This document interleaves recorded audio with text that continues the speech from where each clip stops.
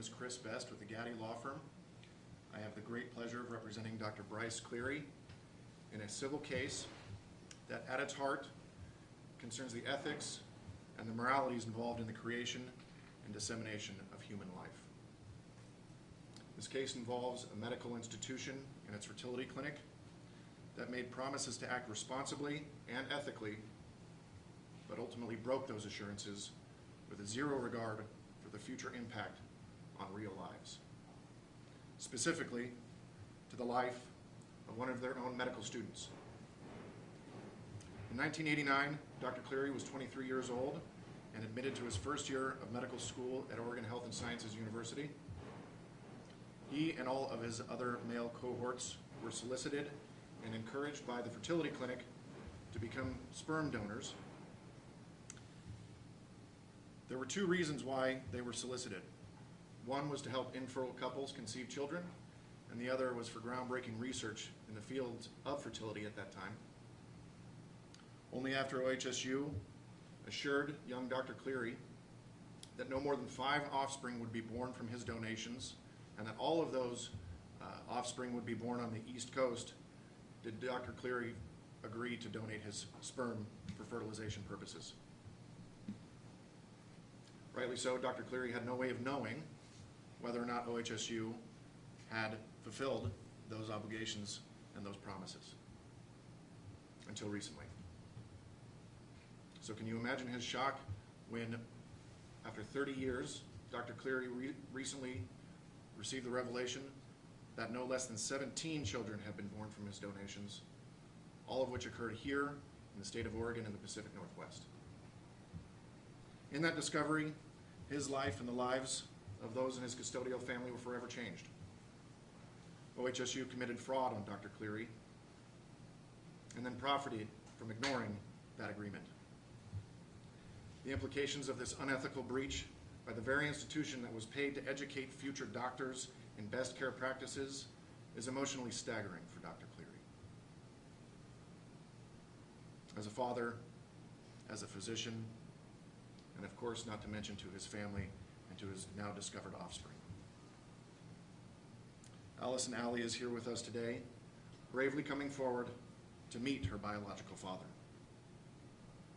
I want everybody to take a moment and realize that this is the first moment that Dr. Cleary has been introduced to one of his biological offspring here in the state of Oregon. We're also here with James Cleary, my co-counsel on this case, and Dr. Cleary's custodial son. And again, here to meet his half-sibling for the very first time.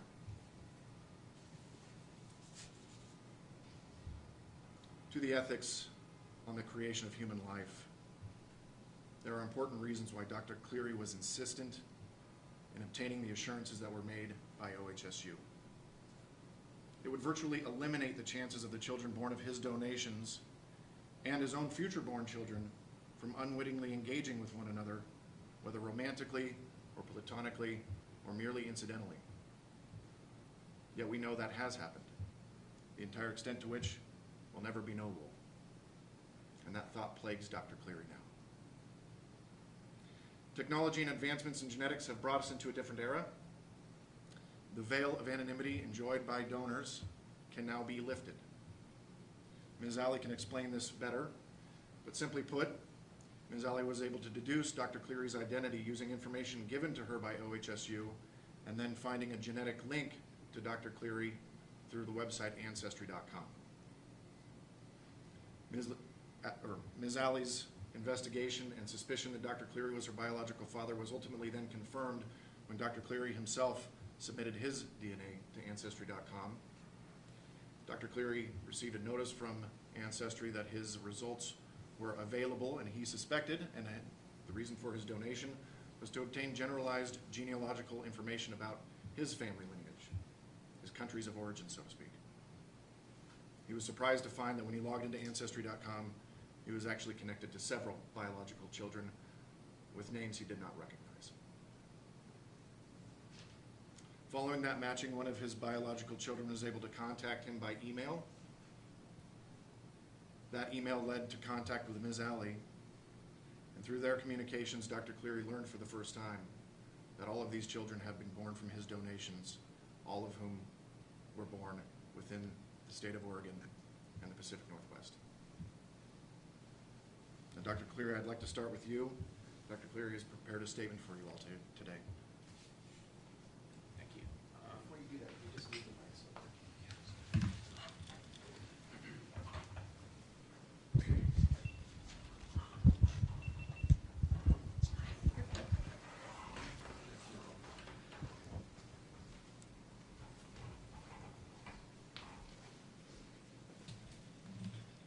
I apologize for reading. This is difficult for me, but I prepared a statement. In the fall of 1989, I entered medical school at Oregon Health Sciences University. During my first year of studies, our male students were recruited to participate in the sperm donation program. Prior to participating in the program, I had many reservations as to the potential pitfalls of being a sperm donor. Specifically, I was concerned about my own future children and any interaction they would unknowingly have with children produced in the program. I expressed my concerns and was reassured by the staff of the fertility clinic that my biological material would be limited to producing 5 live births, and the remaining material would be used only for fertility research. I was also promised that the specimens would be sent to the eastern coast of the United States to further reduce any potential problems. I wanted to help people struggling with infertility, and I had faith that OHSU would act in a responsible manner and honor the promises. Acting on these reassurances, I entered the sperm donor program. Without these promises, I would have never participated. Recently, I've become painfully aware that these promises were a lie. In fact, the genetic material was distributed locally in an incredibly irresponsible manner. Large number of children were produced, and many of the samples were used in the local area. This has put those children and my own natural-born children at unacceptable risk. This has caused tremendous psychological stress on both myself and my wife. OHSU has been deceitful and reckless. Their actions have caused irreparable harm. I am coming forward publicly in the hopes that responsible reforms will be made and that future donors and future families may not be damaged in this manner. Melissa, would you like to say something? Yeah. So I was able to identify Dr. Cleary based off of a relative of his testing on Ancestry.com combined with the anonymous donor profile that I was given from OHSU that included ages of his family. I was able to determine who he was through that. This has been kind of emotionally overwhelming for all of us siblings as well, to continue finding that there's more and more of us, and we all have grown up in somewhat of a close proximity and have interacted in different manners, gone to the same schools, lived in the same towns. I'm expecting my 3rd child right now of my own, and the idea of my children having dozens and dozens of cousins that will be their ages and in the area is concerning for my children as well as myself. All of the siblings that I've come into contact with at this point, we are all really close in age, so that's pretty concerning for us. It feels like OHSU really didn't take into consideration the fact that they were creating humans. They were reckless with this, and it feels like it was just numbers and money to them. And it's unfortunate to find out that not only did they do this, but against Dr. Cleary's original wishes and agreement. All of our conception is something that would hurt somebody who tried to do something to help our families. I'm thankful that I was raised in a good family with a strong mother and father, and am comfortable in my family. But knowing that you were a product of fraud against somebody else is emotionally overwhelming.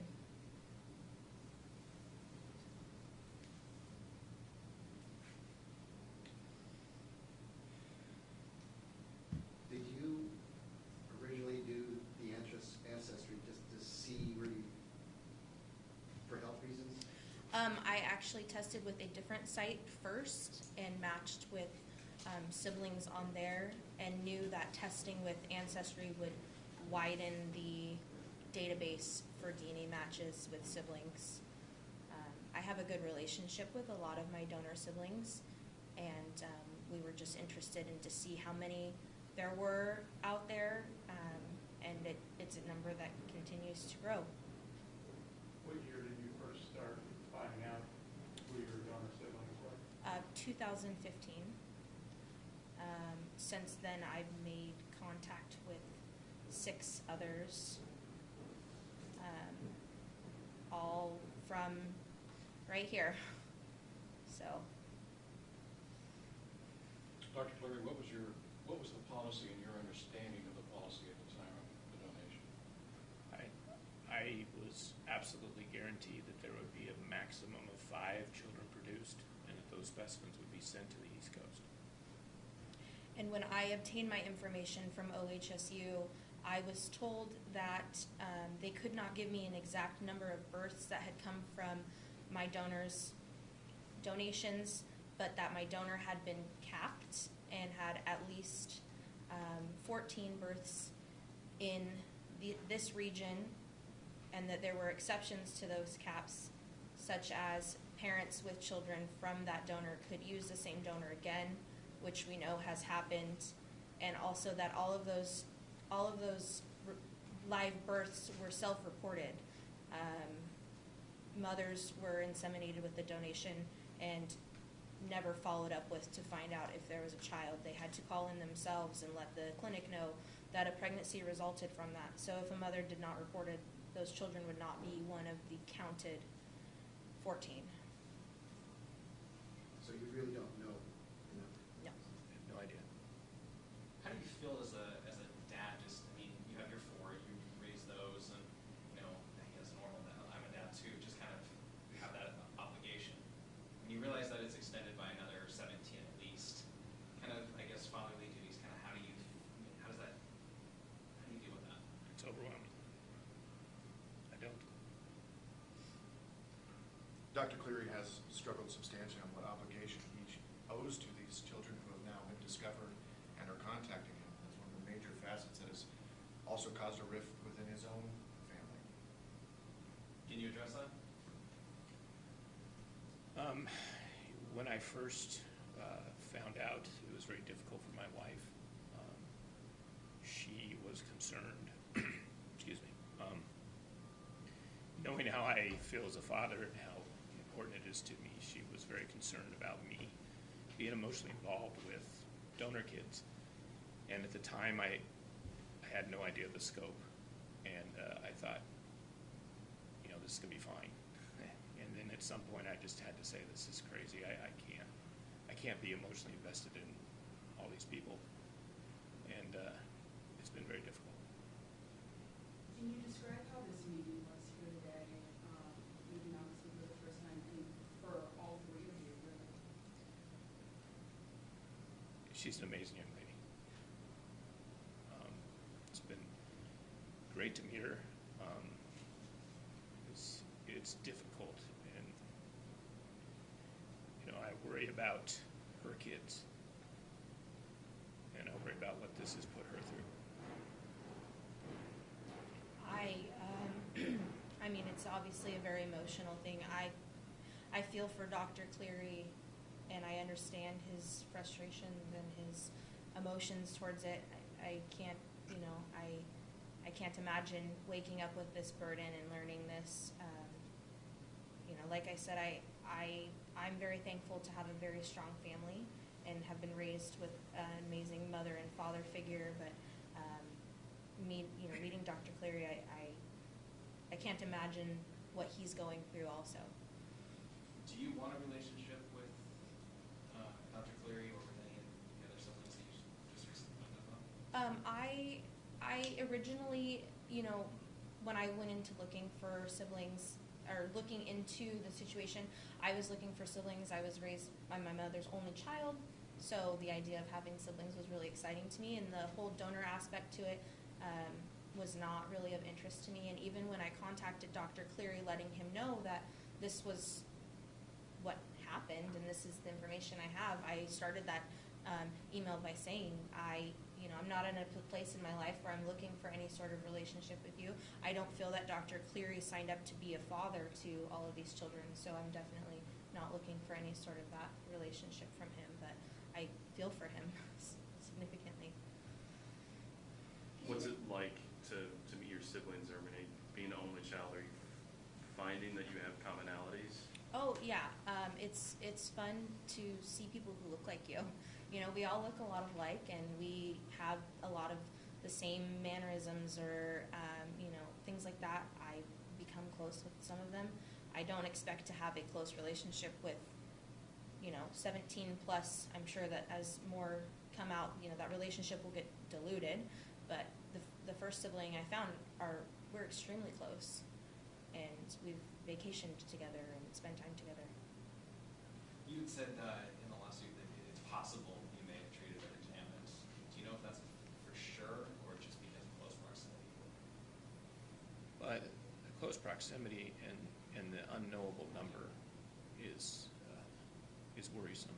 I'm much more worried about how this affects them, how it affects my kids and their kids.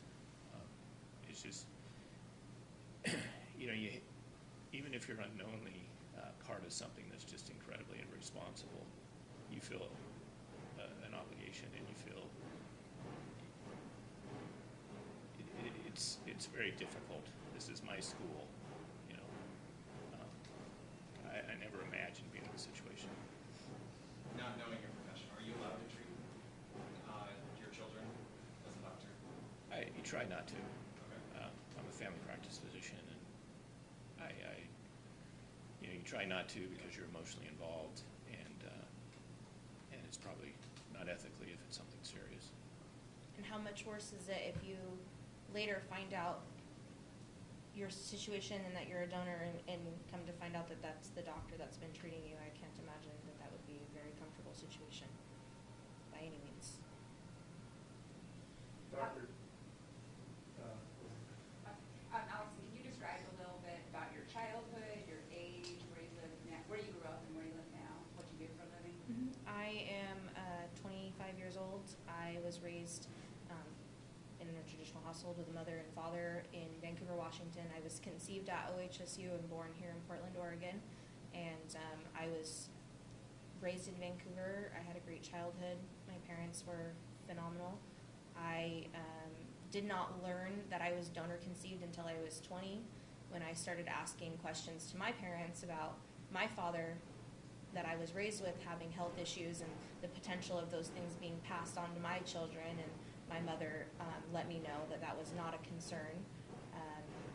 As far as what the man that I grew up with as my dad passing those genes on to my kids, at that point of not knowing Dr. Cleary, I didn't have any updated medical history as far as my donor and the potentials of any health issues that he could have that would spread to my children. But I did not learn that I was donor conceived until I was about 20 years old. And how old are you now? I'm 25. Doctor, can you talk about your thought process that made you submit your material to Ancestry? And can you talk about your reaction when you figured it out? Looking back, it was just dumb on my part. I was looking at Ancestry to find my ancestry. And I never imagined when I actually signed up, which is an oversight on my part, that I always knew there was those 5 kids out there on the East Coast, but it didn't even occur to me that that would be an issue. And when the matches came back, I knew something was wrong, because the odds of, there were 4 instant matches, and the odds of that happening was not reasonable. And then it was not very long after where someone contacted me through that site, and I realized that they had been conceived locally, and that was kind of the point where I knew that something was really wrong. And I found out through this process that before that ever happened, I had biological kids that were having meetings in Vancouver and getting together, and I'm very happy that they're seeking that for themselves. It's just very difficult to imagine. They knew me long before I had any clue that this was going on. So your first was from the email? No, another biological child that was on Ancestry contacted me, and I became aware that there was more. What do you want from OHSU? A dollar amount, I know, but what would make this better at all?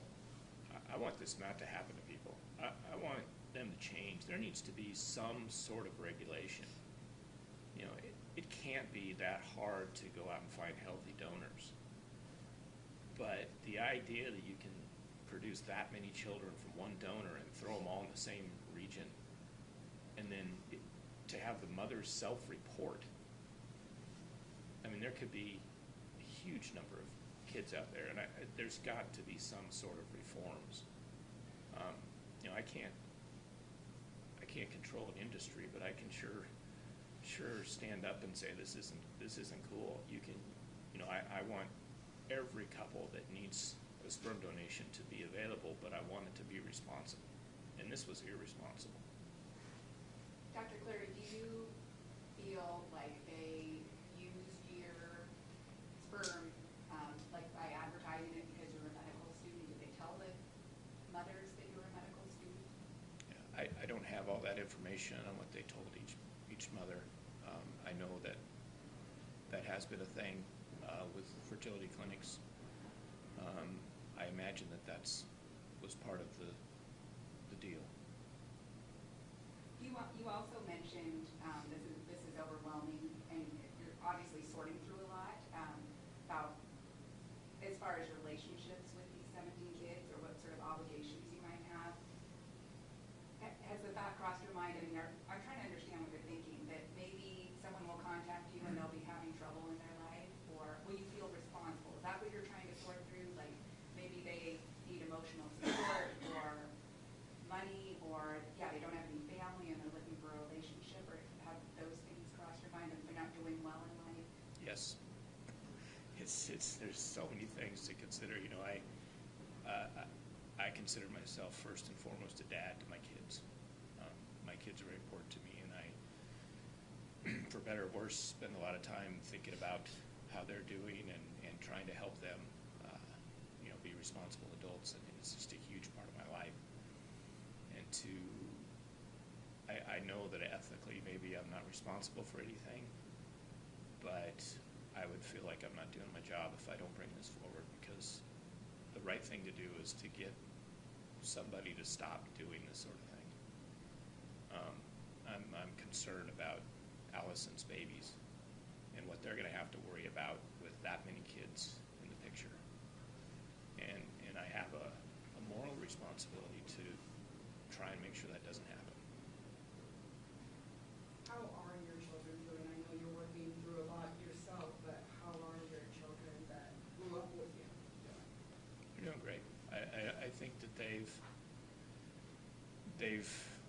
expressed to me that they're not interested in having a bunch of relationships with donor kids, and they're trying to stay separate from this. And this was part of my struggle coming public, is that, you know, this does put things in the spotlight.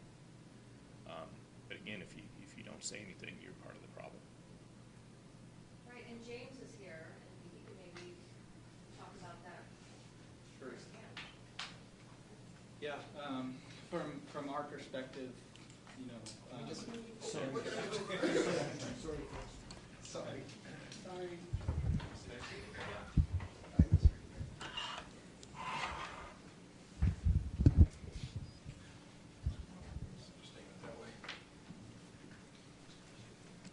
So from our perspective, you know, my dad is my dad, and nothing is going to take that away.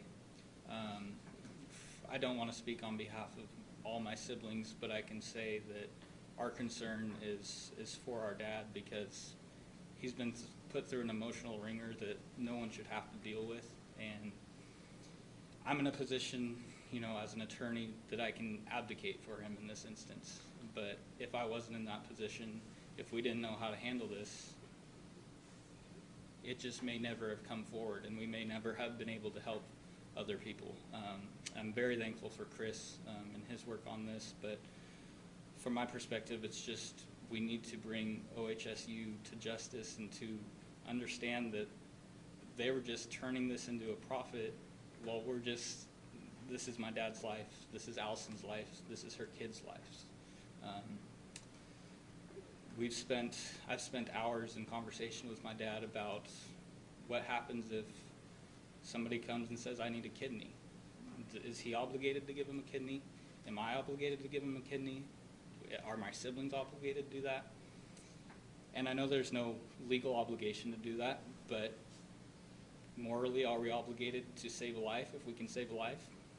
Now, I hope for the sake of my dad, for the sake of my siblings, my half-siblings, that nobody ever has to get in that situation.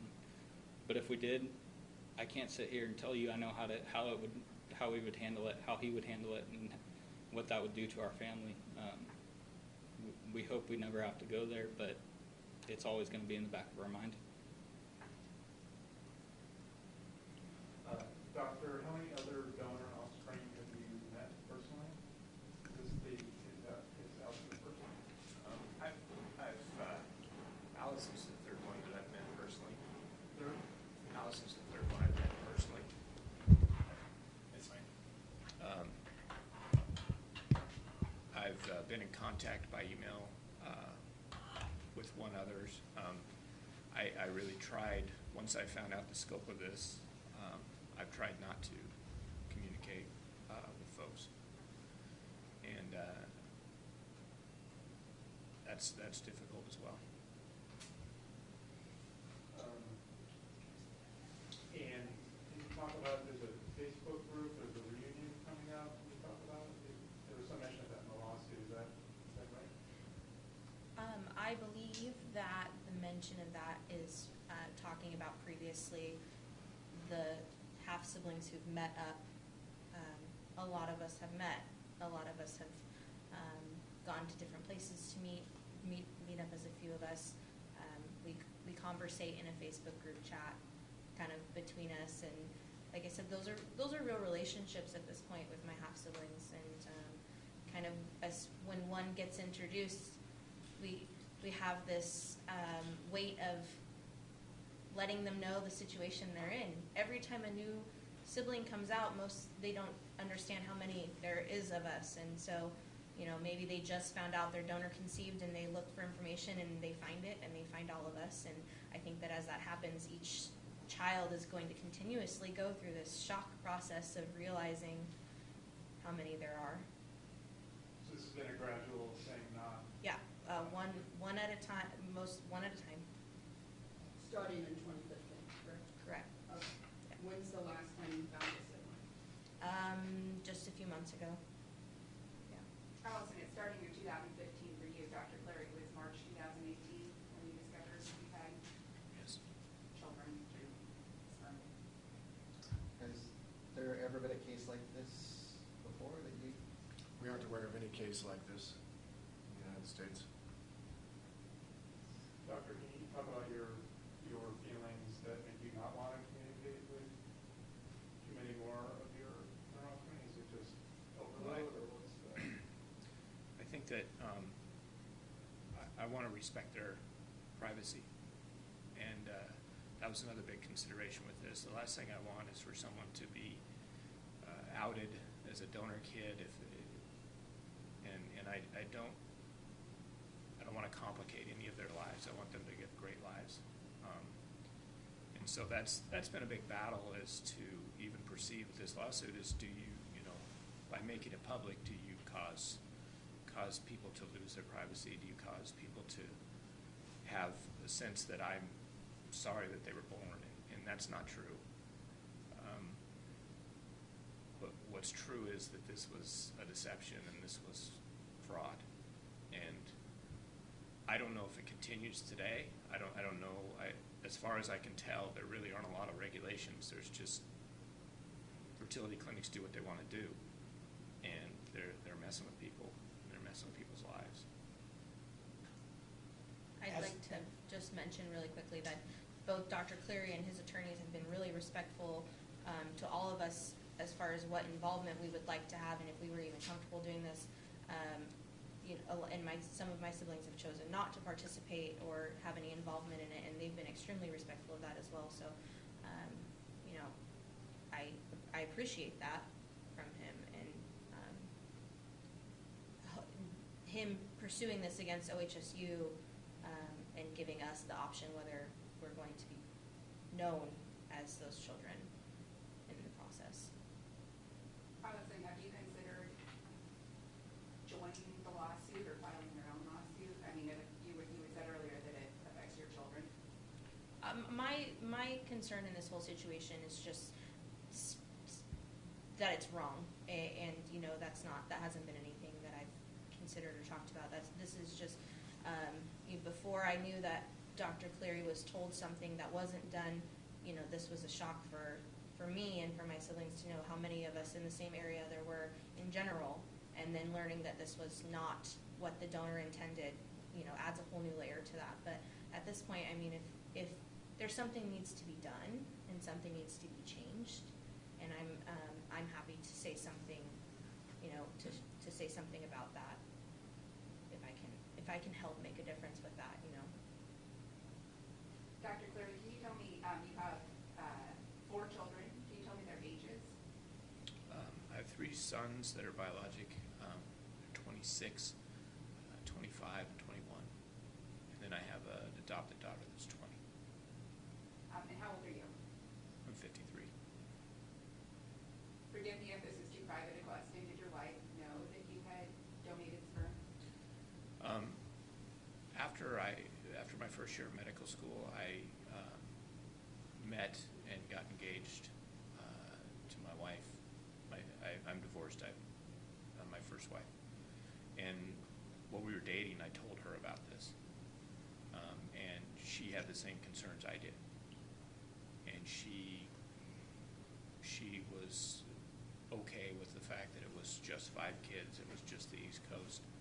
And we didn't think that, she didn't think it would ever be a problem. Sorry to interrupt. She is the mother to your children. Correct. Your custodial children. Correct. And you told her at the time you met her, or? Well, after we were dating for a while, I told her that this was something that I was doing at the time, and then I continued after getting married, and she was okay with it. My current wife, my last wife, when we were dating, I told her about this as well, because I think you have to be honest about these things, but I had no idea of the scope. And when this all came out, it was really tough on her. Is there a shelf life for your donation? Or do you know if they still have any? Thanks to Allison, I know that they were available in 2002. I don't have any information. I initially contacted the fertility clinic, and they really didn't respond to me. What did you think? My mother called OHSU in an attempt to have another child in 2002, and they did tell her that the same donor was available. She changed her mind and ended up not having another child, but they did tell her that it was available to have a second sibling by the same donor at that time. So right now, you're youngest? No. No. No. The siblings that I'm aware of range from 27 to 23. How about the 17 children? Do you know the age range? How about where they live? I don't know that much about them, and I think the number is unknowable, unfortunately. 17 is where we're starting. There's been some mention about how this was about money and profit for OHSU. Can you talk more about what you mean by that and what your understanding is of the economics of it? Chris? Sure.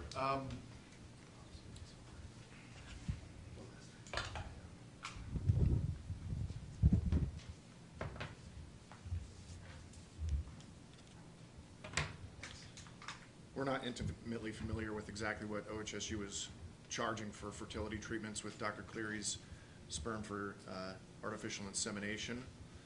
We do know that they were selling it at a profit.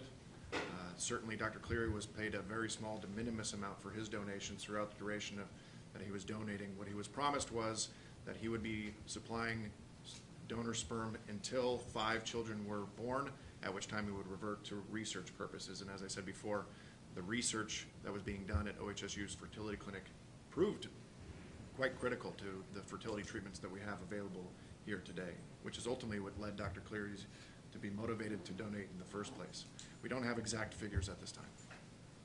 No, so this wasn't a single donation? This was many donations over a couple of years. Oh, okay. Misunderstood. And Right. what was the de minimis compensation? My recollection is it was $40 per specimen. I'm sorry, he said it was $40 per donation, and you know, how many? I have no idea. It was over an extended period of time. It's my guess that people, and a doctor like yourself, is certainly aware of the potential for the genetic conflicts that could happen in life. Wouldn't these people also be aware of that? And it's hard for me to imagine. You're talking about the fertility clinic? The clinics. The people who are supplying couples with Dr. Cleary's donation certainly had to have considered these ethical conundrums when you're dealing with the creation of humans. This is something that must have gone through their mind as they're disseminating life through a relatively small geographic area. And then if you think about it, it's not just those children that they've created that may come in contact.